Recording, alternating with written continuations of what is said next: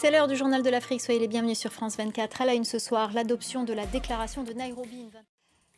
Le sommet sur le climat de Nairobi s'est soldé par un succès. La vingtaine de chefs d'État et de gouvernement présents ont adopté une déclaration. Ils s'engagent sur une stratégie commune pour permettre à l'Afrique d'affronter les changements climatiques. Le récit de Serine Bey.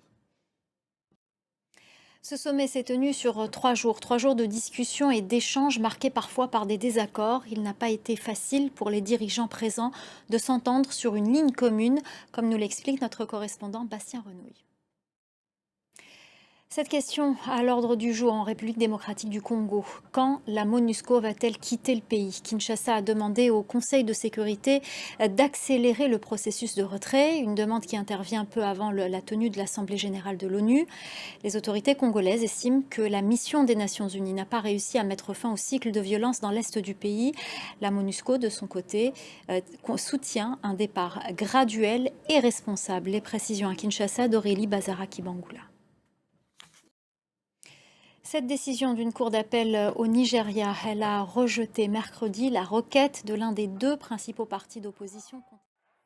Je vous emmène à présent au Bénin. Vous le savez, le pays ne manque pas de belles plages ou de sites à visiter et pourtant certains élèves préfèrent passer leurs vacances à l'école ou plus précisément dans des camps d'été, des camps où des adolescents studieux s'initient au monde de l'économie numérique. Reportage d'Emmanuel Sodji, Cynthia Aigron et Raphaël Tali.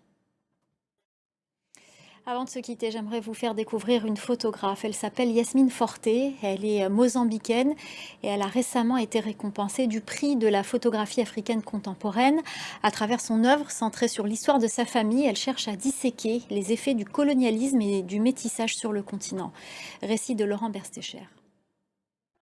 Voilà, c'est la fin du journal de l'Afrique. Restez avec nous dans quelques instants, la suite de Paris Direct avec Claire Hildebrand.